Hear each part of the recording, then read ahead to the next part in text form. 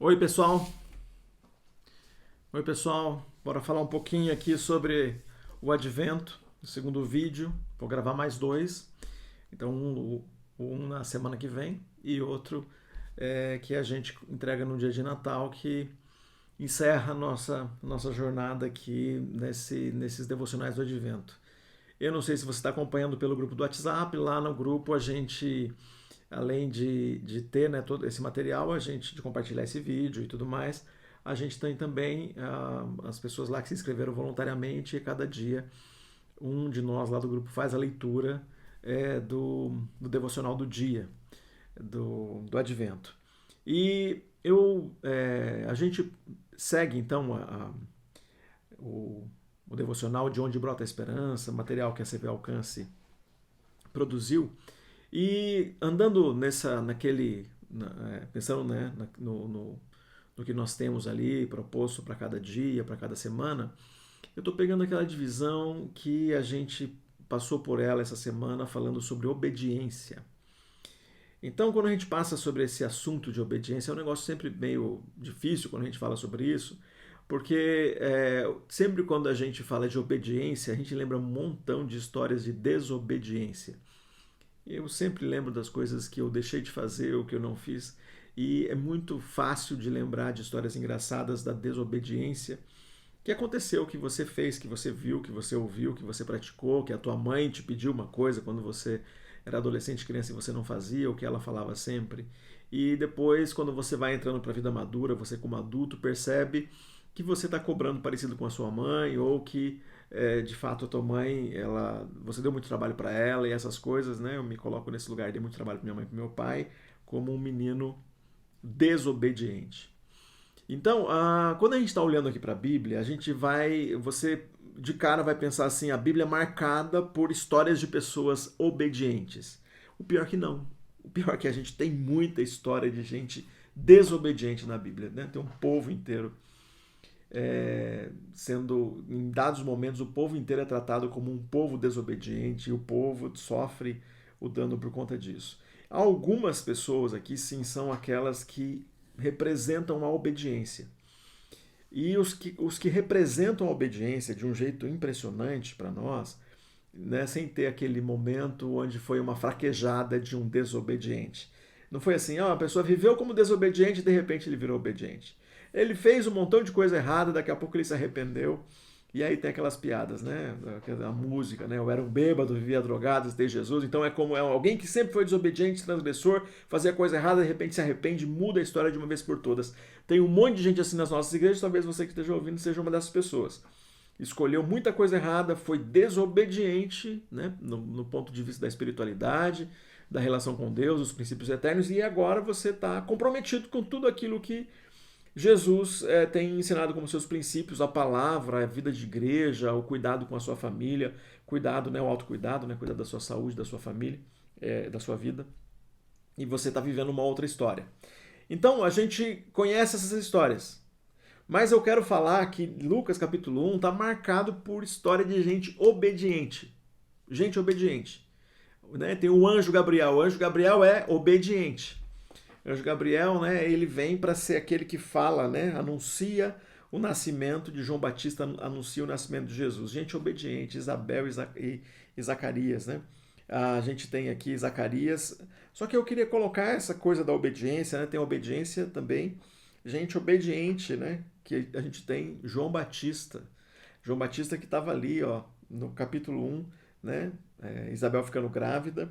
E a gente também tem o anúncio do nascimento de Jesus para Maria. Maria, sim, esse exemplo de mulher obediente, né, de adolescente aqui. Né? Maria ficou grávida na adolescência, provavelmente antes dos 16 anos. Né? 16 anos no máximo ela tinha quando ela ficou grávida. José obediente. Então a gente tem aqui os personagens obedientes. A gente tem personagem obediente, a gente tem Jesus obediente, claro, sem dúvida nenhuma. Mas o que a gente está vendo aqui é esses personagens que eles destoam em relação aos outros. Quando você vai olhar para outro personagem, você vê que em alguma fase da vida, alguma escolha não foi a escolha, não foi o comportamento, não foi a vida de um obediente. A gente pode falar de Pedro, pode falar de Paulo, pode falar dos apóstolos, pode falar do montão de personagens que a gente tem aqui, dos mais antigos, dos mais impressionantes, a falar de Abraão, né, o pai da fé. Vai falar de Davi, o rei do povo, primeiro, né, aquele rei simbólico, né, de guerreiro, de poderoso, não foi obediente sempre. E assim por diante, a gente vai ser sempre esse herói que é anti-herói, esse herói que é imperfeito, essa pessoa que é imperfeita. Mas a gente tem pessoas aqui, então Maria não é perfeita, vamos ver aqui, né, e a gente vai perceber isso aqui. Jesus, né, ele é o nosso Senhor, é o Deus encarnado, mas a gente vai ver pessoas obedientes aqui no primeiro capítulo de Lucas, está cheio de pessoas obedientes. E aí a gente vai encontrar então, vou trocar de óculos para poder fazer uma leitura aqui, Zacarias. Então, o texto em Lucas capítulo 1, versículo 8 diz que Zacarias estava servindo no templo, pois era o dia que o seu grupo realizava o trabalho sacerdotal, era o turno dele. Foi escolhido como sorteio para ele fazer o trabalho que ele fazia. Então ele estava lá dentro do templo, então um anjo apareceu à direita do altar de incenso, versículo 11. Ao vê-lo, Zacarias ficou muito assustado. O anjo, porém, lhe disse: não tenha medo, Zacarias, sua oração foi ouvida. Isabel, sua esposa, lhe dará um filho, e você o chamará João. Você terá grande satisfação e alegria. Muitos se alegrarão com o nascimento do menino. Claro, né? O casal sempre quis ter filho, sempre orou por isso, nunca teve. Ele vai ficar muito feliz com isso. Pois esse menino, então mais, não é só nascer um filho legal. Ter filho já seria bom, só por ter o filho. Mas aí é mais, esse cara, esse filho que ele teria seria brilhante. Pois ele será grande aos olhos do Senhor, nunca tomará vinho nem outra bebida forte, será cheio do Espírito Santo, antes mesmo de nascer. Fará muitos israelitas voltarem ao Senhor, seu Deus. Será um homem com o espírito e o poder de Elias, e preparará o povo para a vinda do Senhor. Fará o coração dos pais voltar para os filhos e levará os rebeldes a aceitarem a sabedoria dos justos. Zacarias disse ao anjo, respondeu, na hora que ele ouviu tudo isso aí, é uma profecia maravilhosa. Como posso ter certeza que isso acontecerá? Já sou velho e minha mulher também é de idade avançada. Guarda a resposta de Zacarias aí. Aí vem, o anjo fez dois anúncios. No segundo anúncio, 6 meses depois, então, porque o texto diz no versículo 26, no 6º mês da gestação de Isabel, então, aconteceu isso aqui, essa profecia, Isabel ficou grávida depois. No 6º mês, então, 6 meses e meio, 7 meses depois, o anjo vai lá falar vai para Nazaré, e chega lá em Nazaré e visita uma virgem de nome Maria. Ela está prometida em casamento a um homem chamado José, descendente de Davi. Gabriel apareceu e lhe disse: alegre-se, mulher favorecida, o Senhor está com você. Confusa, Maria tentou imaginar o que o anjo quis dizer. Alegre-se, mulher favorecida. Sabe aquela conversinha? Uma palavra que você pegou no ar. Me disse um negócio aqui, por que ele quer dizer isso aqui? Que conversinha é essa? Que palavra ele quis dizer com isso? Né? Quando eu falo uma coisa assim, eu solto uma palavra, os meninos, a Adriana lá em casa, falam, ó, tá fazendo piada, ou né, tem uma gíria interna, ou tem uma coisa que ele está querendo dizer sem dizer diretamente. Foi isso que Maria falou. O que ele quis dizer com isso? Né? Maria, confusa, tentou imaginar o que o anjo quis dizer com agraciada. Isso é uma mulher que pensa rápido, né? A gente não tem nem um segundo aqui, ela já... O que ele quer dizer com isso? Vem bomba por aí, tem alguma coisa aí por trás disso. E ela disse, não tenha medo. Então ela ficou confusa, e a confusão, o anjo já disse, eu não tenha medo, não fique confuso. Calma aí. Não tenha medo, disse o anjo. Pois você encontrou favor diante de Deus. Ficará grávida e dará à luz a um filho, e chamará ele de Jesus. Ele será grande, será chamado Filho do Altíssimo. O Senhor Deus lhe dará o trono do seu antepassado Davi, e ele reinará sobre Israel para sempre. O seu reino jamais terá fim. Maria perguntou ao anjo, como isso acontecerá? Eu sou virgem. O anjo respondeu, o Espírito Santo virá sobre você e o poder do Altíssimo a cobrirá com sua sombra. Portanto, o bebê vai nascer, será santo, será chamado Filho de Deus. Aqui está dizendo, ó, você não vai ficar grávida de José.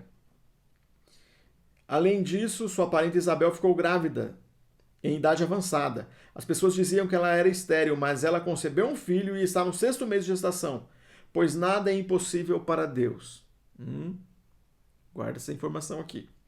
Maria disse, sou serva do Senhor, que aconteça comigo tudo o que foi dito a meu respeito. E o anjo a deixou. Conversa de Zacarias. Lembra que Zacarias tinha dito, como que isso pode acontecer? Eu já sou velho e minha mulher também é de idade avançada. Hoje respondeu, eu sou Gabriel e estou sempre na presença de Deus. Foi ele que me enviou para lhe trazer essas boas novas. Agora você ficará mudo até o dia em que essas coisas acontecerão, pois não acreditou em minhas palavras que se cumprirão no devido tempo. Olha só. Aqui tem obediência, mas aqui tem umas coisas interessantes para a gente pensar na comparação aqui das duas conversas. Primeiro de tudo, tem obediência, no sentido de Maria aceitar essa conversa. Mas olha só. A pergunta de Maria e a pergunta de Zacarias são duas coisas do mesmo jeito. Primeiro, Jesus anuncia, o anjo do Senhor, o anjo Gabriel, anuncia para Maria, e no outro caso, anuncia para Zacarias. Então, num anuncia para a mulher que vai ficar grávida, no outro anuncia para o homem que engravidará sua mulher. São duas histórias parecidas, mas a profecia é diferente. O anjo não apareceu para Isabel, mãe de João, apareceu para o pai Zacarias. Uma diferença. Mas tem uma semelhança. A semelhança é como ela vai ficar grávida se eu sou velho e ela também já é avançada em idade. Não tem só o problema da concepção aqui, de uma mulher que já passou, né, já não menstrua mais, já não pode gerar mais. Tem também um homem dizendo que é velho. Ele está dizendo a gente como ficar grávida assim, não dá para chegar nesse ponto, né? Porque a vida sexual é mais do que necessariamente o coito, a penetração, mas dá para dizer assim, como que ela vai ficar grávida se sexualmente não está rolando? Maria fala, como que eu ficarei grávida se eu não estou casado? Então tem uma semelhança aqui. Como que vai ficar grávida? Ela é velha e eu sou velho. Ela já é avançada de idade. Ele não fala isso, né? Ele não fala que ele é velho. Ele fala que ele é velho e ela é avançada de idade. Mesma coisa, mas ele fala com respeito. Mas olha assim, por que ele está falando essa coisa e depois a Maria também pergunta a mesma coisa? Mas como que isso vai acontecer? Geralmente, quando a gente pega uma história que é antiga, a gente pensa, esse pessoal é burro. O pessoal de antigamente era burro, ele não sabia das coisas e tal. Ou era inocente, né? Então, não faça isso. Né? Você pensar que eles só não tinham o teu celular, eles não tinham o iPhone, não tinha Netflix. Mas eram pessoas inteligentes e a mesma coisa que hoje é uma coisa impressionante, alguém que é idoso, idosa, gerar filhos, também era para aquele tempo. Né? Alguém que nunca teve filhos durante a vida toda e gerar no final da vida adulta, isso é uma coisa impressionante. Eles tinham passado a terceira idade. E quando a gente chega para Maria, também impressionante. Impressionante. Mas olha só o que acontece. Para Zacarias tem dúvida. E Zacarias tem dúvida, mas a dúvida de Zacarias não gera até um castigo para ele. Vai ficar mudo durante a gravidez. Os 9 meses, Zacarias não pôde falar. Ele voltou de lá, né? Ele só não podia falar, porque Isabel ficou grávida, né? Mas ele voltou para lá e volta